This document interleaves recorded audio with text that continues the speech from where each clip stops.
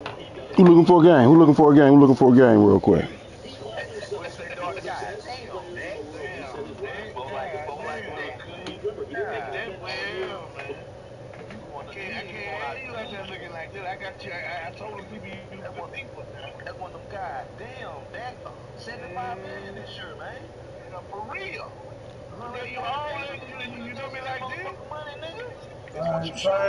Same way, Tree. We're doing the same way, Tree. You hear me, Tree? Same way, Tree.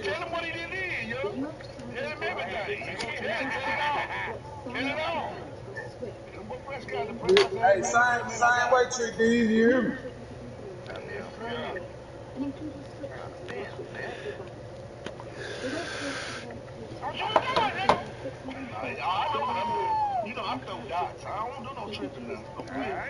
Anybody open? Who open? Who open? Who open? T-Lo. Mm. Send it to me.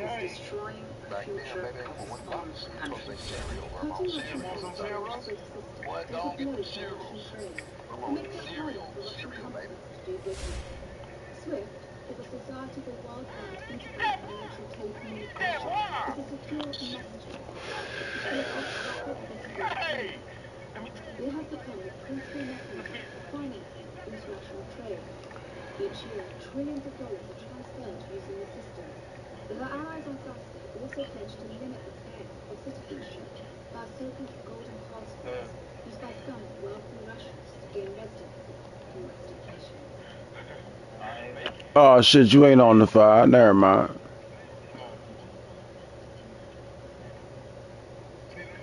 Breaking news tonight on several fronts. The battle for Ukraine's capital as Russian troops advance on the city. Russia's forces now moving in after missiles rained down on the capital. Apartment buildings and schools destroyed. Street battles breaking out and shocking images. A tank crushing a civilian car. Ukraine's defense ministry urging civilians to use Molotov cocktails against Russian forces. New people from the White House today personally sanctioning Vladimir Putin. It comes as massive demonstrations erupt in Russia and around the world. And the urgent race to escape Ukraine. 100,000 people fleeing their homes and millions more expected. Our team at the border. Also tonight, President Biden revealing his historic pick for the Supreme Court. Ketanji Brown Jackson has confirmed she would be the first black woman to serve as a justice. Her message today to the nation, and now the confirmation battle ahead in the Senate. The CDC on masks. The agency easing its guidelines, saying masks are no longer needed indoors for more than 70% of Americans, regardless of vaccination status. And that goes for schools, too. The science behind the change. This is NBC Nightly News with Lester Holt. Good evening. They are fighting for their country. How a senior U.S. defense official is describing Ukrainian military forces said tonight to be putting up more resistance than Russian forces expected. Ukraine claiming it shot down a Russian aircraft over Kiev overnight. Still, Russia appears to have its sights set on taking the capital, where firefights have broken out on the streets. Ukrainians, well aware that only a third of Russian forces surrounding their country have actually entered the country so far. The White House tonight tried to inflict financial sanctions on Putin himself. With battles and airstrikes taking place across the country, Ukrainians and foreigners alike are desperately trying to flee. Our team has it all covered again tonight. Richard Engel starts us off now from inside Ukraine. The barbarity of Russia's assault on Ukraine may be captured in this single video. Though not confirmed by NBC News, witnesses say that's a Russian tank veering into a civilian car in Kiev. The woman who filmed it sounds equally frightened, horrified. Then, even after backing over the car, miraculously, the driver appears to have survived. Passers-by crying him out. The Russian advance is now closing in on the Ukrainian capital. The sanctions leveled by President Biden and U.S. allies are not changing Vladimir Putin's mind. In pockets of Kiev, there were street battles and apartment buildings destroyed. But the Ukrainian military is putting up a tough fight. A Ukrainian official says this fireball was a Russian jet shot down. Tonight, a senior U.S. defense official says Ukrainian resistance is greater than Moscow anticipated. That Russian momentum has slowed its capture of no population centers. Still, these are early days, and 2/3 of Russia's forces have yet to enter the country. The toll of the invasion so far is heartbreaking. This was a school in eastern Ukraine. The New York Times posting this video reportedly showing infants move from an ICU to a makeshift bomb shelter. Today, Ukraine's President Zelensky blasting the West for not doing more to help, but pleading for tougher sanctions on Russia and saying he's Russia's #1 target. His family, now in hiding, is #2, and reportedly telling EU officials on a video call, "This might be the last time you see me alive." Later, he appeared on the street saying, "The citizens are here and we are here. We defend our independence." Ukrainians face a more powerful army, but so far are not flinching. Ukraine's government is calling on all men of fighting age, 18 to 60, to take up arms. People in trucks passing out guns to civilians. On Ukrainian television, they're broadcasting instructions on how to make Molotov cocktails. And this video appearing on Ukrainian news agencies reportedly showing Ukraine's Tank Man, a brave civilian trying to block a convoy of Russian vehicles on the highway. We went out in Mariupol where they're lining up to donate blood. Valentina, why are you doing this today?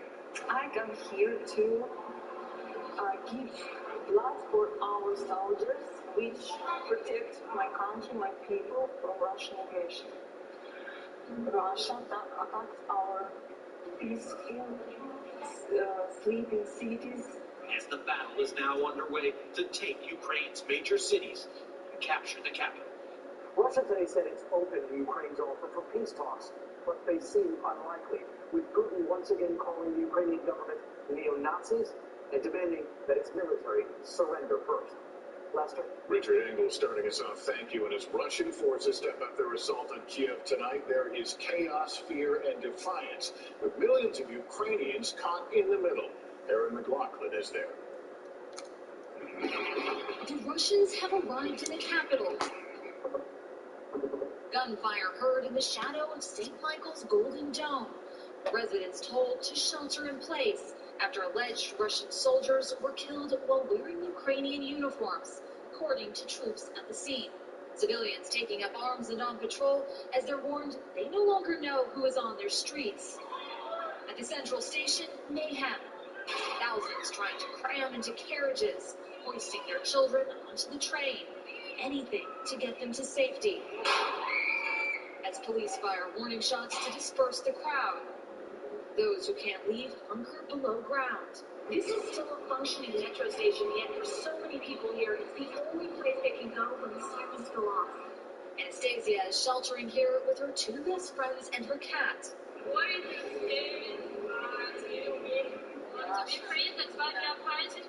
Overnight, an apartment building was heavily damaged. Hours later, resident Katya, in tears, sings the Ukrainian national anthem and surveys what's left of her home. Her grandfather was given this apartment decades ago, a gift for his service after the Soviet-Afghan War. Now collateral damage of yet another Russian conflict. Long live Ukraine, she says. Tonight promises more terror for the residents of Kyiv. Many here feel as though they're reliving the horrors of the past.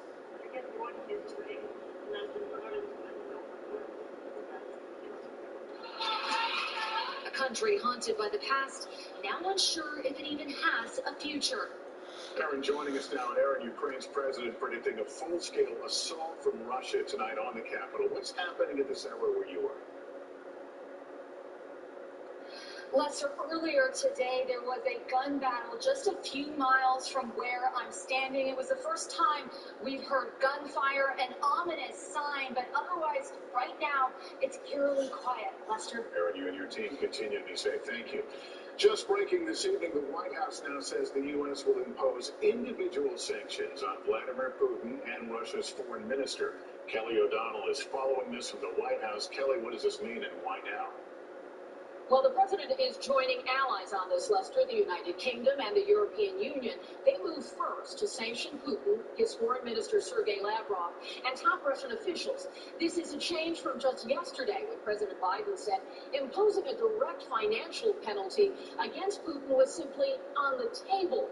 Sanctioning a head of state is rare and is intended to further isolate Putin. But the practical and punitive impact is less clear because Putin's immense wealth is believed to be carefully hidden, making it harder to target. Lester? Kelly O'Donnell, thank you.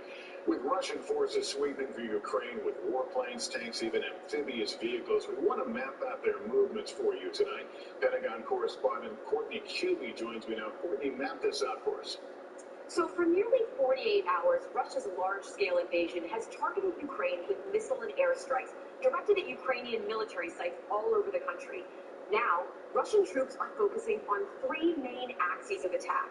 From the north, Russian tanks rolled south from Belarus and western Russia around Chernobyl to encircle the capital city, Kyiv, with the goal of isolating and ultimately completely taking it over. From the east, Russian paratroopers and artillery focused on Kharkiv, which is still seeing heavy fighting. And from the south, Russian assets from Crimea focused on Kherson, and just hours ago began moving northeast towards Mariupol and the Donbass region. As the Russian military tries to take over the eastern half of the country, the Ukrainian military is fighting back, making Russia's fight more difficult than some experts anticipated. Lester? Courtney Cubey, thank you. And this evening, stories of desperation from some of the tens of thousands of people who have already fled the fighting in Ukraine, a number that could reach into the millions. Kelly Kobiea met some of them across the border in Poland. A car packed with a lifetime of memories, a mother pushing her baby while pulling her belongings. The heartbreak and hard reality of war. Tonight, the UN says 100,000 Ukrainians have fled their homes. This supermarket, a shelter, several thousand walking and waiting for hours at border crossings here in Poland. It was very chaotic. It was many people walking as the car had the road. I saw fathers carrying babies and their arms, and then the men were turned away because they can't leave the country. Kathy Gould lived in Ukraine for 29 years. Her life now packed into 2 suitcases. Luba Cooperage told me she feared for her children, walking 6 miles with her young twins and 10-year-old son to get here. You feel safe now? Yes. Jill and Alex Groff from Raleigh, North Carolina were due to fly out with their little girl just days old on Thursday when they heard the airport had been bombed. Definitely the scariest day of my life. Absolutely. Just trying to make sure that she got to safety, that we got to safety. Fighting-aged men told they can't leave, but some are rushing to get back into Ukraine, like these brothers in their 50s. I go back. I can't be allowed to be. Going back to fight, along with his former corporal in the Ukrainian army. Do you think Ukraine can win this fight? I think so. I died for my country. But so many more tonight are trying to leave Ukraine. The United Nations estimating there could be 5 million refugees. Lester? It is also stunning. Kelly, thank you. Tonight's other top story, President Biden's nomination of the first black woman to the Supreme Court, Ketanji Brown Jackson. Tonight, we look at her path to the nomination and the confirmation battle to come, starting with Peter Alexander at the White House. As she walked through the Blue Room doors with the president, Judge Ketanji Brown Jackson took steps no black woman ever has before. I can only hope that my life and career, my love of this country and the Constitution, will inspire future generations of Americans. President Biden praised Jackson as one of the nation's brightest legal minds and cast her groundbreaking nomination this week as evidence of our enduring democracy. As we watch freedom and liberty under attack abroad, I'm here to fulfill my responsibilities under the Constitution. The president delivering the news to Jackson in a call last night, keeping this campaign promise he made 2 years ago today.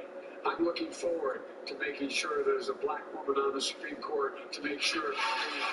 Too long, our government, our courts haven't looked like America. If confirmed, Jackson won't change the ideological makeup of the 6-3 conservative court. Just 8 months ago, Jackson was confirmed to the federal appeals court here in Washington, with the votes of 3 Senate Republicans, including Lindsey Graham. But today, Graham tweeted the radical left has won President Biden over yet again. Still, if all 50 Democrats stick together, Jackson will be confirmed, fulfilling a dream dating back to her high school yearbook, where she wrote, "I want to go into law and eventually have a judicial appointment." Today, sharing a loving message with her daughters. Please know that whatever title I may hold or whatever job I may have, I will still be your mom. Looking to become one of 9 justices with a singular place in history. Peter Alexander, NBC News, the White House. This is Pete Williams. Ketanji Brown Jackson already knows her way around the Supreme Court. She was a law clerk for Justice Stephen Breyer, the man she's been nominated to succeed. She's now a judge on the Federal Appeals Court in Washington, confirmed for that position just 8 months ago. She's an amazing person. One of her supporters has been Paul Ryan, the former Republican Speaker of the House. His in-laws and hers are related. Judge Jackson was born in Washington, but grew up in Miami, where her mother was a school administrator and her father was a lawyer for the school board. I would sit at the dining room table doing my homework with my father. He had all of his law books stacked up, and I had all of my coloring books stacked up.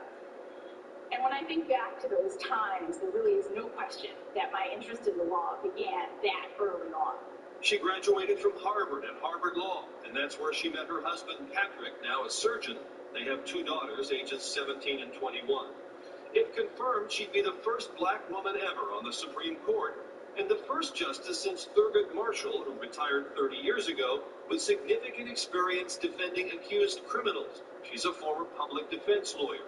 For the past 8 years, she's been a federal trial judge, and at her confirmation hearing for the appeals court, she was asked what role race would play in her decisions. I don't think that race plays a role in the kind of judge that I have been and that I would be. It's sort of like the Oliver Wendell Holmes quote that the life of the law is not logic, it's experience. And at age 51, she'd be one of the youngest on the current court, second only to Amy Coney Barrett, who just turned 50 last month. Lester? Pete Williams, thank you. In just 60 seconds, President Putin upends American politics. Former President Trump making headlines. And later, the CDC's new guidance on masks. What you need to know. From Pope Francis today, most unusual appeal for peace, personally visiting Russia's Vatican embassy to voice his concern about the war. The Pope has refrained from publicly criticizing Russia and has called for Ash Wednesday to be a day of fasting and prayer for peace in Ukraine. Here at home, political battle lines are being drawn over the invasion.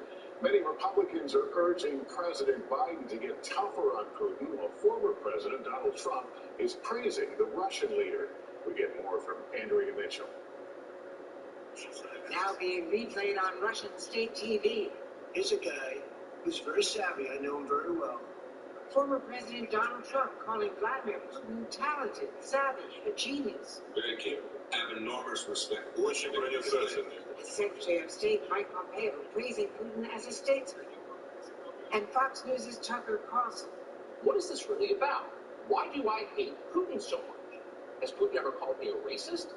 Former Secretary of State Hillary Clinton accusing them of aiding and abetting America's enemies. We have to also make sure that within our own country, we are calling out those people who are giving aid and comfort to Vladimir Putin, who are talking about what a genius he is, what a smart move it is, who are unfortunately being broadcast by Russian media. NBC's Vaughn Hilliard caught up with Pompeo today. Do you regret your words? I've been fighting communism since I was a teenager. I'm going to keep fighting communism. Do I speak words that come up as praise for Vladimir Putin? Your reaction to former Secretary of State Pompeo and former President Trump praising Putin's cleverness, strength, and smartness? I have no response. In fact, I have no words. Former President Bush made it clear where he stands, saying, "We cannot tolerate the authoritarian bullying and danger that Putin poses." Some current GOP office holders agree. Putin is unrenovated. Let's be clear about that. I really don't think anything that's being said on the golf course at Mar-a-Lago has any connection to the current crisis. The Republican divide is a striking change from the way the party used to unite against a common enemy. Lester? Andrea, thank you. Up next, the new guidance just out on mask wearing from the CDC, including for kids in schools. Back now with a major change announced by the CDC today on COVID mask guidelines, freeing most Americans from having to wear masks indoors, including at schools, as COVID cases drop. Miguel Almaguer explains. As our country faces a new stage of the pandemic, the CDC's revived guidance means a breath of fresh air for Americans nationwide. Citing moving metrics, a drop in COVID hospitalizations and cases, the agency is no longer recommending face masks indoors or inside many schools, whether you're vaccinated or not, impacting 70% of the population. You want to give people a break from things like mask wearing when our levels are low, and then have the ability to reach for them again should things get worse in the future. Basing its previous guidelines on transmission risk, 95% of the country, shown here in red, needed to mask indoors. But now they're only suggested in regions where cases and hospitalizations are high, seen in orange. But despite the new guidance, states like New York and California still require masks in the classroom for now.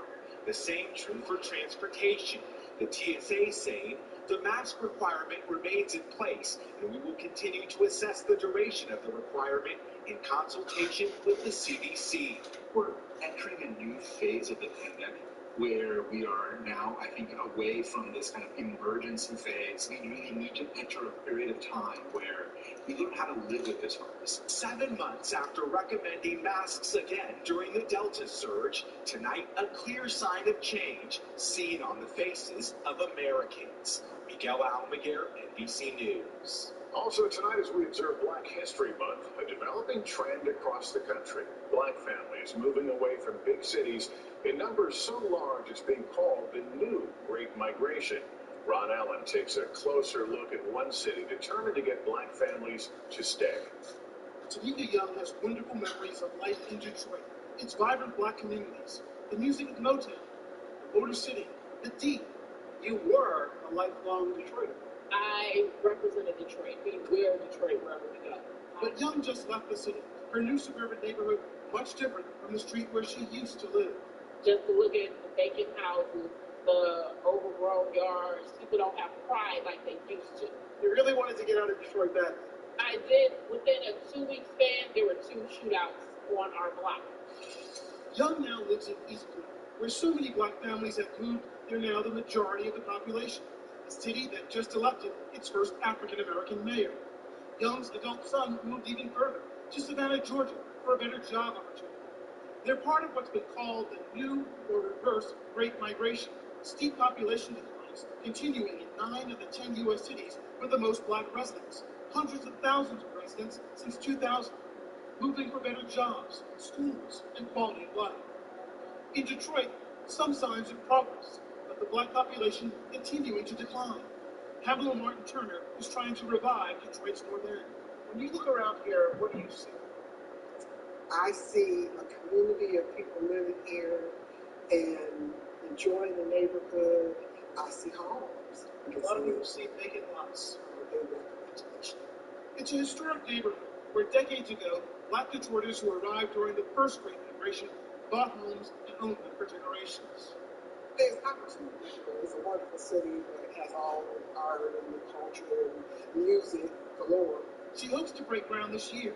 A Detroiter who left and came back, trying to help build a place where its residents want to stay. Ron Allen, NBC News, Detroit. And up next, I'll have some reflections on war and what we've seen in this monumental week. Tonight, there are at least 27 armed conflicts raging on this planet. Yet so often the booms of distant wars fade before they reach our consciousness. Other times, raw calculations of shared national interests close that distance. But as we are reminded again in images from Ukraine, the pain of war is borderless.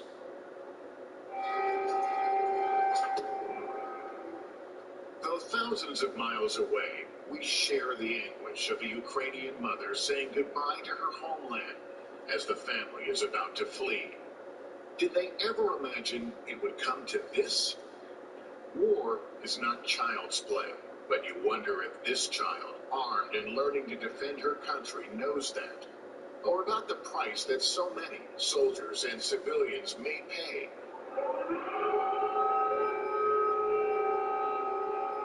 This woman survived an attack, but many won't. Ukraine is crying for help. The response from the world so far, severe sanctions against their tormentors, not the things that can stop this today. We may have imagined that the era of brazenly conquering nations for no reason other than power had passed. For the sake of the world, we can only hope this will be the last time. That's Nightly News for this Friday. Thank you for watching. I'm Lester Holt. Please take care of yourself and each other. Good night.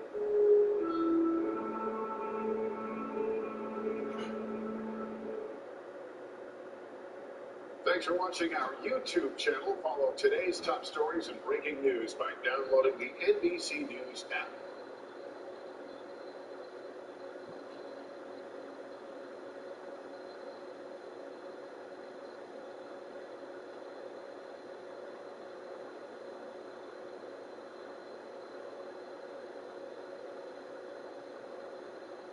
Breaking news tonight. Russia bears down on key Ukrainian cities. Moscow threatening even more aggressive attacks as a death toll grows. Can outgunned Ukrainian forces slow their advance?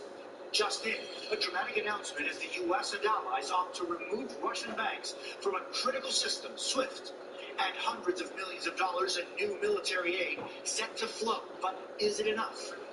Plus, as more than 100,000 Ukrainians flee to safety, Europe braces for a massive refugee crisis.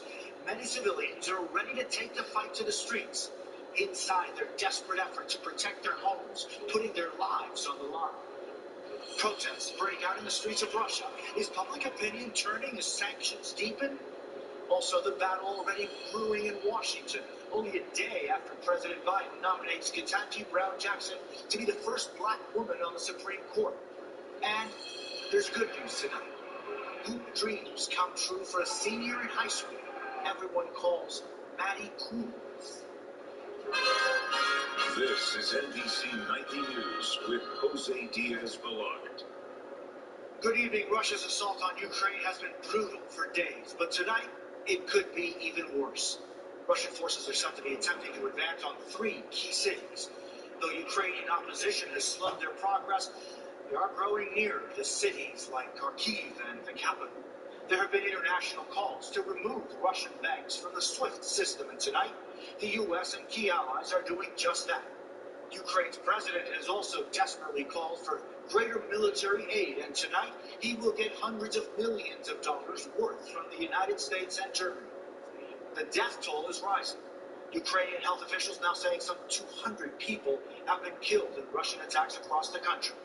Tonight, the United Nations says nearly 150,000 people have fled, but still many more are taking up arms to fight, to protect their homes, to protect their country, no matter the cost.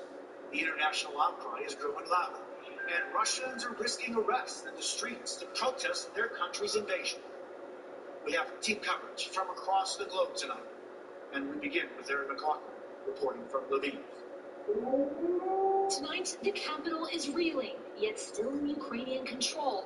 Forces bracing for more bloodshed. Today, taking stock of last night's battle while claiming they took out a Russian convoy. Early this morning, a ballistic missile struck an apartment building inside the city, killing 2 and injuring 6, according to emergency services. Gunfire at the scene, sending firefighters running for cover. What happened when they tried to push into the city? They couldn't do anything Why? because our self-defense killed them. More of them I can now kill. By midday, the city was eerily quiet. Curfew coming into effect at 5 p.m. Anyone on the street could be considered an enemy. Residents staying inside, preparing for street battles, building Molotov cocktails in their basements while shielding from Russian missiles. The Ministry of Internal Affairs sharing this video of an attack on a Russian fuel truck. U.S. officials are urging the Ukrainian president to evacuate. They need ammunition, not a ride, Volodymyr Zelensky reportedly replied, posting this video this morning to show everyone he's still in the capital for the fight. It's our country. We will defend all of this, he says. Outside the capital, signs the country is getting ready for battle. We're more than 100 miles outside of Kyiv, and as you can see, the roads are pretty clear. There have been some checkpoints, armed Ukrainian military stopping cars, checking paperwork. On the highways, Ukrainians tearing down road signs so the Russians won't know where to go. Citizens filling sandbags and holding heavy weapons. In Kharkiv, an unexploded grad rocket embedded in the playground of a kindergarten. While in Kherson, this driver nearly avoided a missile strike. Back in Kyiv, they insist they're going to win this war, even though some warn they may soon be surrounded and outgunned. Mr. Putin need to understand, we are not his slaves. We know what to do, and we will kill his soldiers if he don't ask to tell them to go out from our city and from our country. But in the nation's darkest moments, signs of new life. Images of babies born in bomb shelters and makeshift hospitals. Hope for a country fighting for its future. Kyiv tonight is bracing for a full-on invasion. Already we're hearing reports of heavy artillery fire striking a children's hospital. Marin, Brooklyn, and Levine, thank you. Now to the other major breaking news tonight. The U.S. and allies across the globe are taking a dramatic step, barring some Russian banks from a critical international system. It's a step that could deal Moscow's economy a crushing blow. Kelly O'Donnell joins me live tonight. And Kelly, this is a major move the White House would not commit to for days. What changed? Well, pressure to take more serious action has been building, and it took time to get European allies to agree. The SWIFT system connects 11,000 banks globally when they electronically send and receive payments. This move would cut off Russia's 10 largest banks. The U.S. and other allies also plan to freeze more than $600 billion in Russian assets abroad and seize yachts and other luxury assets. Officials say the Russian economy could immediately go into freefall.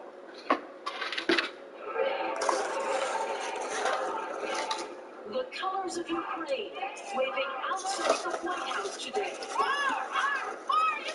as demonstrators pleaded for more U.S. help to stop Putin's war. In a just-released interview with an online liberal commentator, the president spoke of the stark choices. Start a third world war. Go to war with Russia, physically. Or financial sanctions, which have their limits. There's no sanction that is immediate. It's not like you can sanction someone and say, you no longer are able to be president of Russia again. Today, the Biden administration announced more military aid. $350 million of anti-armor, anti-aircraft systems, small arms, munitions, and body armor. In a major change of policy, Germany, that had sent helmets but refused to supply defensive weapons, today agreed to send Ukraine missiles and anti-tank weapons. The one thing I think Trump thought he could do was split NATO, creating a great aperture for him to be able to walk through. And that hasn't happened. And tonight's new actions against Russia by the U.S., Canada, and the European Union will also take steps to block wealthy Russians from buying citizenship elsewhere. That's known as golden passports, and that would stop them from getting access to the banking system not under sanctions. Jose? Kelly O'Donnell at the White House, thank you. As caution spreads, millions of Ukrainians are facing an agonizing decision: stay and fight for their country or flee the place they've called home. Tommy Thomas says more from Ukraine. In Ukraine right now, everyone is in the middle of a battle, even families fighting to escape the war. Now you see they're pushing the gates open, trying to get past them the way they can. And you notice there's no men of fighting age here, because anybody, regardless if you're a father or whomever you are, if you're of the age to fight the war, you're staying back and you're taking the Russians head on. In the cities under siege, brave Ukrainians aren't just the ones wearing uniforms. Volunteer fighters, civilians, armed with assault rifles, patrolling central Kyiv, ready to defend their country and protect their families. with us. This video shows a Ukrainian throwing a homemade Molotov cocktail at a Russian fuel truck. And this video, posted on Facebook, but not shot by NBC News, shows a Ukrainian man kneeling before a Russian tank, an attempt to stop it in its path. Other civilians seen handing out weapons. The former president of Ukraine calling on anyone who can to join the fight. I don't have a weapon in my hand yet, but I have it with me. And I do it with a great pleasure to protect Ukraine. Former heavyweight champion and current Kyiv mayor Vitaly Klitschko and his brother, also a former prize fighter, Vladimir, stepping up as well. Please, get into action now. Don't wait. Act now. Stop this war. Enlisting in Ukraine's reserve army earlier this month. And looking back in the U.S., Peter Dunn, a father of 6, desperate to get his family out of Ukraine. A pastor, his church back home, working to drive families caught in the chaos away from danger. Dunk says through a translator, he'll do anything to keep his kids and everyone safe. I'll go into the battle, I'll go into that mess and to help people. As families flee, so many others stay to fight, showing Russia Ukraine's greatest weapon is its people. Tom, you saw firsthand the sacrifices the Ukrainian families are having to make as they desperately try to leave Ukraine. Jose, the desperation I saw in the eyes of those families is unlike anything I've ever seen before. In some cases, husbands are walking with their families for days, for miles, dropping them off at the border, and then going back to fight. And tonight, Russia is realizing it is at war with an entire country. Ukraine's military telling its civilians, if you have weapons, use them. Take down street signs to confuse the invaders, and if you see Russian troops in a forest, set it on fire. Jose? Tom Yamas in Lviv, thank you. With so many fleeing Ukraine, the fear could spark a refugee crisis across Europe as people seek safety in nearby countries like Poland, Moldova, and Romania. The UN estimates that more than 150,000 people have already made the desperate journey out of Ukraine and warn that number could grow into the millions. Here's Kelly Kobier. Tonight, a mother reunited with her children. Her husband couldn't cross the border, so he handed over their young son and daughter to a stranger who carried them out of Ukraine. At crossings up and down Ukraine's borders today, hugs and relief. It took 24 hours to get through the border, this mother of 2 says. Women and children finally safe with a warm meal, a place to rest. Asked if he was happy now, the little boy said no. Now far away from more than 100,000 Ukrainians. UNHCR is preparing for up to 4 million people that will flee into neighboring countries. Arriving in neighboring countries is a little more than a suitcase. In Romania, find some. In Moldova, where they've built a tent city, constantly praying for Ukraine, she says. And in Hungary, these women arriving on bicycles. She says, we had to leave everything behind. You can't imagine how I feel now. Inside Ukraine, desperation. At the Kyiv train station on Friday, police fired gunshots to control the crowd. Today, trains out of the country still running. At this station in Poland tonight, they're passing food over the fence. The passengers hungry and tired after a 16-hour journey from Lviv, just 50 miles away. Some inconsolable. I'm sad because I had to leave my husband at the border because they stopped him there, she told me. But as the waves of refugees keep coming, a flood of kindness. Hundreds of volunteers handing out food, offering rides, and a place to stay. This girl make a post on Facebook. She gonna go to the border and try to help Ukrainian people. Helping them to feel safe again, at least for tonight. For now, Poland and the other countries bordering Ukraine are coping. But if the number of refugees keeps rising, they will need help. Jose? Kelly Kobier in Poland, thank you. Resistance to Russia's attack on Ukraine is growing, and not just around the world, but also within its own borders. Kirsten, Tonight, President Putin forced to fight his war on multiple fronts, not only another night of protests and 465 arrested today alone. Opposition at home in Russia appears to be growing. Reports that 200 Russian journalists signed a petition against the conflict. Celebrities and sports stars speaking out. Top Russian tennis player Andrei Rublev writing, "No war, please," on a camera lens after winning a match. And a Russian lawmaker who voted with President Putin just this week, now saying, "I didn't vote for Kyiv to be bombed." The Russian government responding by restricting Facebook and Twitter, while for a time the Kremlin's website was down, the victim, it says, of a cyber attack. And on the diplomatic front, Russia facing increasing isolation, already feeling the impacts of Western sanctions. Foreign Minister Sergei Lavrov telling reporters the sanctions are very serious. The entire European Union closing its airspace to Russian airlines. Russia retaliating with its own ban on flights. The French seizing a Russian cargo ship, while overnight Russia's close partner, China, abstaining rather than voting against what the UN Security Council votes, leaving Moscow to veto the condemnation alone. Even the children of oligarchs and Russian government officials reportedly posting anti-war messages, including Roman Abramovich's daughter. He relinquished control of Chelsea Football Club tonight. Today, there was no sign of President Putin himself, the Russian leader under pressure not only militarily in Ukraine, but domestically and internationally. Jose? Keir Simmons in Moscow, thank you. Still ahead tonight, the potential showdown in Congress over President Biden's historic Supreme Court nominee. And now to the looming showdown over Ketanji Brown Jackson's historic nomination to the Supreme Court. With a razor-thin margin in the Senate, she's already gearing up for what could be a tough confirmation battle ahead. And the White House is working through the weekend to make sure she becomes the first black woman on the Supreme Court. NBC's Blaine Alexander has more.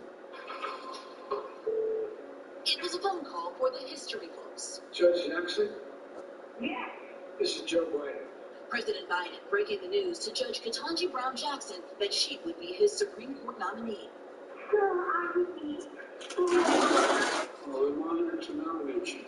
Delivering the news and delivering on a campaign promise to nominate the first black woman to the nation's highest court. I think the court should look like the country. I think it should reflect the country. Now, the Senate confirmation process. The White House has already started laying the groundwork, prepping Judge Jackson for her private meetings and public hearings, even reaching out to grassroots organizations to help build support. Democrats hope to have her confirmed by early April. It's not entirely unfamiliar territory. Judge Jackson has come before the Senate 3 times before, most recently last year as a nominee to the appellate court. Then she received support from 3 Republicans, including Senator Susan Collins, who says it's not a given now. And I will wait to make a decision until I have observed her hearing, read her decisions. Senator Lindsey Graham, another Republican guest last year, tweeted of her Supreme Court nomination over a South Carolina judge, "It means the radical left has won President Biden over yet again," adding he expects a respectful but interesting hearing. Still, for countless black women and beyond, the moment cannot be measured. That will have an impact within the law, but it also will have an impact around how we understand black women's leadership in this country. Blaine Alexander, NBC News. When we return, sifting through the flood of misinformation online about the invasion of Ukraine. The fallout against Russia is also growing in the world of sports. Poland now refusing to play its World Cup qualifier against the country next month. Sweden says it also has a plan to protest FIFA. It comes as boxing's 4 major organizations say they will not sanction any fights in Russia. On social media right now, there's a flood of information coming from the invasion of Ukraine, but along with the compelling first-hand accounts, there is a swell of unreliable and incorrect information. Joe Lynn Kent explains. The way we observe war is forever changed. As the invasion of Ukraine unfolds on social media, we're watching in real time, and the palms of our hands, from credible news sources. This hotel does not have a bomb shelter. To harrowing individual stories. But what you see is not always what it seems. There is a ton of misinformation and disinformation out there, specifically on TikTok. The worry is, of course, that the good stuff is mingling with the bad stuff. Some users game algorithms to get likes, shares, and make a profit. What may appear to be a new viral video may actually have nothing to do with the invasion. Like this viral TikTok, posted just hours after the invasion began, now has more than 20 million views, but it was shared on Instagram 7 years ago. Experts say users should also be prepared for an onslaught of disinformation from Russian leaders and state-backed media. The point, as always, of propaganda and disinformation, it isn't to overwhelm and to make it so that's all you see. It's just to sow doubt in your head. It's to sow doubt in your head about who the good guy is and who the bad guy is. Tech platforms say they're taking action, tackling a problem that dates back to 2016. Meta, the company that operates Facebook and Instagram, says it's removing content that violates our community standards. TikTok says it's using, quote, increased resources to remove violative content, including harmful misinformation. What is the most important red flag to watch out for? The number one thing I can ask anyone to do is just click through on the profile and see what's going on there. If it looks too good to be true, if it looks extremely sensational, just do a little bit more due diligence, because that's the difference here. The difference between everyone taking stuff at face value is everybody coming together and not sharing the bad stuff. Battling disinformation, so the truth is what trends. Jolene Kent, NBC News, Los Angeles. When we come back, the inspirational story behind this high schooler's heroic shot.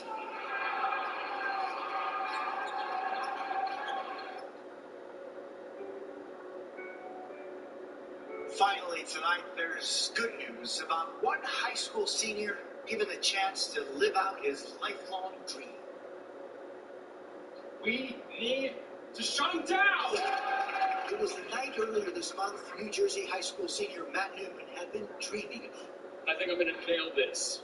After years supporting the Rumson Fairhaven Bulldogs basketball team from the sidelines, the longtime team manager, who was autistic, was finally given his turn on the court for a day honoring the school's seniors. That's Matt, number 99. He shoots the ball. And then this happens. He sinks it, helping win the game.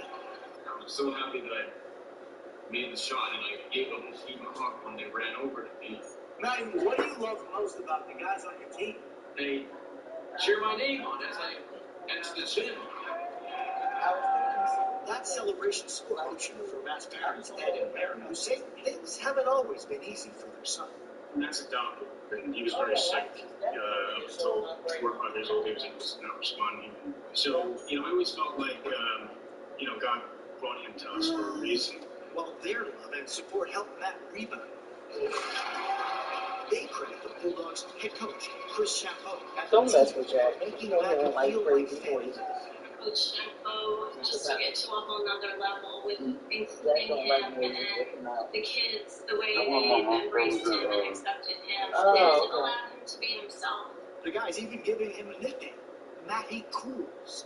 When you see this kid, it's almost a definition of pure. Like he wants to be there. He never says anything negative. The team's co-captains say Matt's positive attitude inspires them every day. The love that he has for us, I've come to appreciate, and I'm seeing it carry over into my own life as well. I've never seen Matty upset. He's just always happy to be here. A bond of brotherhood that's bigger than the game. What have you learned from Matt? His father thought we were going to help him in the beginning. Been a complete reverse. I mean, unbelievable. Kid's amazing. That's NBC Nightly News for this Saturday. Thank you for the privilege of your time. I'm Jose Diaz-Balart. As we leave you tonight, images of the people of Ukraine. Our thoughts are with them.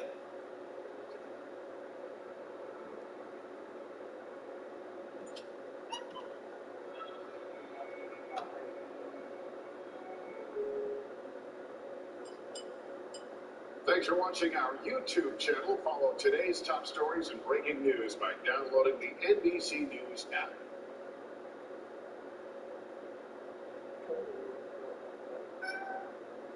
was waiting for you.